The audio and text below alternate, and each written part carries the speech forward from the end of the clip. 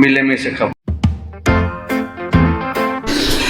Good afternoon everyone, এখন বেজে গেছে প্রায় 1:30। আজকে শুভ রামনবমী আমাদের ফ্যামিলির তরফ থেকে আর আমার তরফ থেকে সবাইকে জানাই শুভ রামনবমী। আজকে শ্রীরামের জন্ম, আজকের দিন 17 এপ্রিল শ্রীরামের জন্মদিন হয়েছিল, আজকে জন্ম হয়েছিল। তো আজকে শ্রীরামের পুজো, রামনবমী আজকে হচ্ছে। তো আজকে রামনবমী পুজো করতে মন্দির গিয়েছিলাম। মন্দিরে প্রায় এত ভিড়, প্রায় 1:30 বেজে গেছে। বাড়িতে এসেও পুজো করতে হয়েছে, ভাই ছিল না, ভাই গেছে বোকারো। তো বাড়ির পুজোটা আমাকে করতে হয়েছে। পুজো পাঠ করতে করতে প্রায় 1:30 বেজে গেছিলো। প্রায় এখন বেজে এসে পুরো একদম 1:30 বেজে গেছে। এক্স্যাক্ট টাইম দেখতে পারিনি এখনো। হ্যাঁ, প্রায় 1:30 বেজে গেছে, ক্রস করছে ওর 1:30। তো এখন থেকে আমি ব্লগটা স্টার্ট করছি। ক্লাইমেটটা হচ্ছে প্রচণ্ড, যাকে আজকে এখানে 43 থেকে 44 ডিগ্রি সেলসিয়াস চলছে এখনো। 44 থেকে 44 ডিগ্রি সেলসিয়াস চলছে। নিচে পুরো ফাঁকা, কোনো লোকজন নেই। সবাই দুপুরবেলায় এখন নিজের নিজের বাড়িতে ঢুকে গেছে এখন। কেন কি আসার পথেই মানে কি অনেকজনে বলছিল রোদে আর পারা যাচ্ছে না প্রচণ্ড। একজন তো মন্দিরে প্রায় 11টা নাগাদ পণ্ডিত মশাই বলছে 11টা নাগাদ প্রায় একজনের পুরো একদম বেহোশ হালতে চলে গেছিলো। কেন কি কিছুদিন ধরেই সপ্তমী, অষ্টমী, নবমী ফাস্টিং করে করে শরীর পুরো উইক হয়ে গেছিলো। তার জন্যে মানে মাথা ঘুরিয়ে গেছিলেন উনি। আর উনি মন্দিরেই ওনাকে বেহোশ হয়ে গেছে। ওনাকে বাড়ি তুলে নিয়ে যাওয়া হলো। সব আমাদের সামনে দেখলাম ঘটনাটা। বাড়ি তুলে নিয়ে হলে কেন কি অতিরিক্ত গরমের জন্যে ওনার লো প্রেশার হয়ে গেছিলো আর মাথা ঘুরে গেছিলো। এটা হচ্ছে গল্প আজকের। আর মন্দিরে প্রচণ্ড মাত্রায় আজকে ভিড় ছিল। আজকে রামনবমী সে ঝান্ডা সবাইকে পুজো করছিল এখানেও। তো ভিডিও সেরকম নিতে পারিনি, কেন কি মোবাইল নিয়ে যাওয়ার চেষ্টা করিনি। কেন কি এত ভিড়ের মধ্যে মোবাইলে কিছু যদি মানে থাকে না, একটা নাকি সেফটি একটা ছিল না একটা, এই জন্য মোবাইল নিয়ে গেলাম না ওখানে। তো বাড়িতে এসেই আমরা ঝান্ডাটা মন্দিরে পুজো করে নিয়ে এসে নিয়ে বাড়িতে ঝান্ডাটা লাগালাম। এখানে ফ্ল্যাটের মধ্যে আমি একটা ঝান্ডা লাগিয়ে দিয়েছি একটা। এই ঝান্ডাটা লাগিয়েছি পুজো করে এসে নিয়ে, এই ঝান্ডা লাগিয়েছি। এই দেখো রোদ পুরো একদম 45-এর প্লাসে মনে হয় যাচ্ছে, একদম ডিগ্রি পুরো একদম রোদে পুরো দেখা যাচ্ছে না। বাড়িতে স্কুটি করে চালিয়ে আসছে, মুখ চোখ পুরো লাল। মাও পুরো একদম 4 দিন ধরে 5 দিন ধরে উপোস করে আছে, ফুললি নিরামিষ ছিল। মায়েরও শরীরটা আজকে অনেকটা উইকনেস চলে এসছে। তো মাও অনেকটা টায়ার্ড হয়ে গেছে। মা এখন এসিতে একটু আরাম করছে। আর মনটা যেত দিনদার যে কাজ না কাজ করছে নিজে। রুম্পা রান্না বান্না কমপ্লিট হয়ে গেছে। আর সিম্পলি রান্না বান্না হয়েছে, ডাল ভাত পোস্ত, একদম বাঙালিদের সব থেকে ভালো রান্না ডাল ভাত পোস্ত। আর যা গরম বিউলির ডাল করেছি, বাবা খেতে বসে গেছে।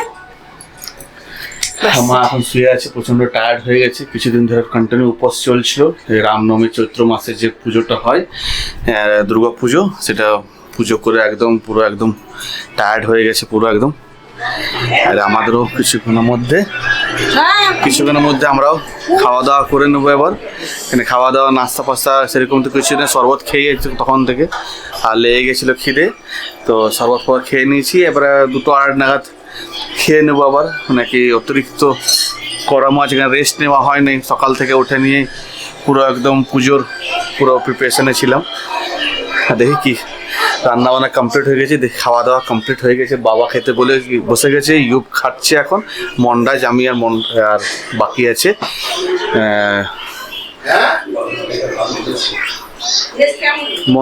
মন্ডাজ আমি আর রুম্পা বাকি আছে খেতে এখন।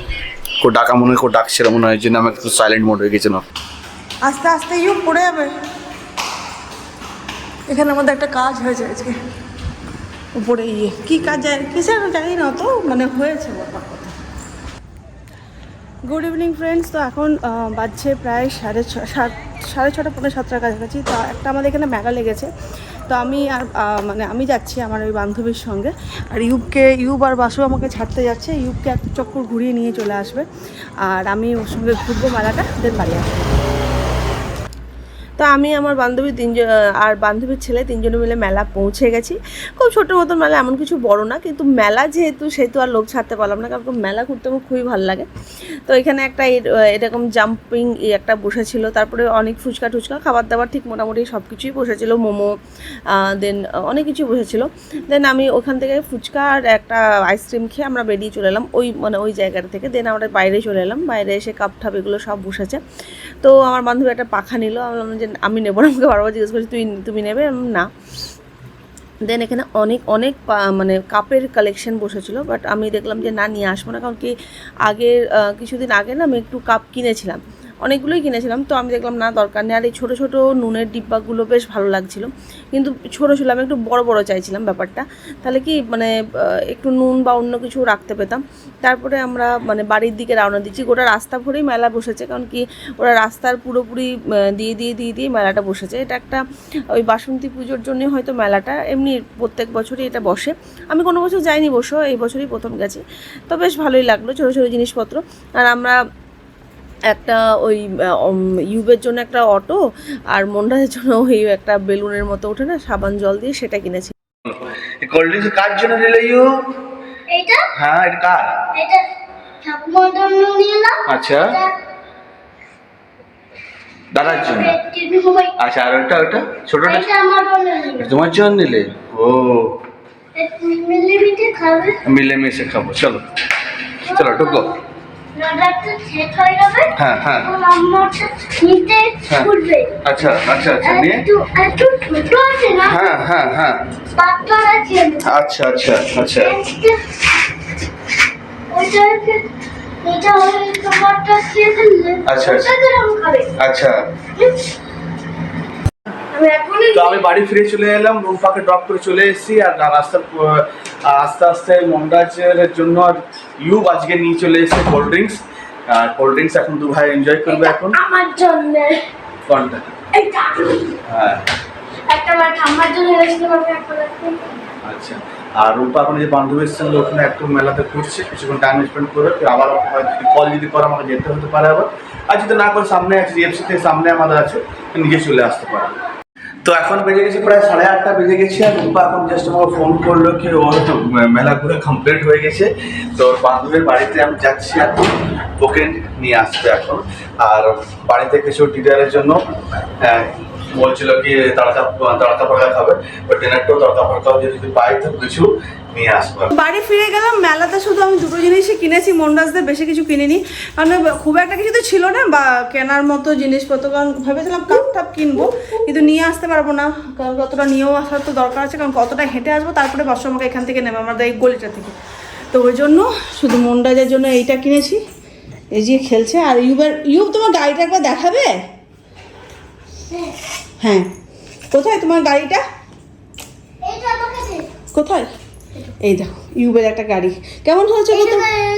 এটা দেখাচ্ছে না? আচ্ছা, চলো। ও ও এটা তো নড়ছে। এই শোনো। আচ্ছা, ভালো করে পানি পড়ে যায়। হ্যাঁ হ্যাঁ হ্যাঁ হ্যাঁ, না না না, কারণ নামাও, নিচে দেখো, নিচে নামাও।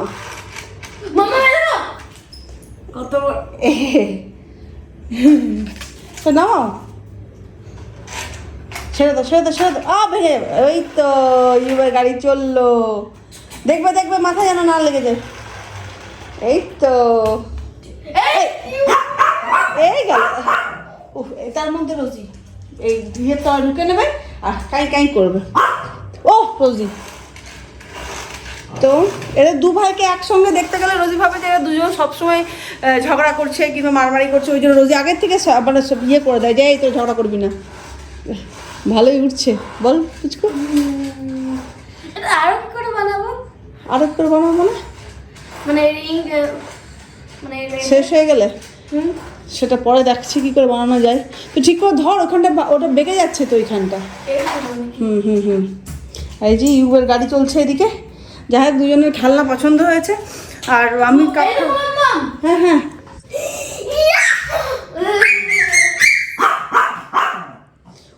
রোজি,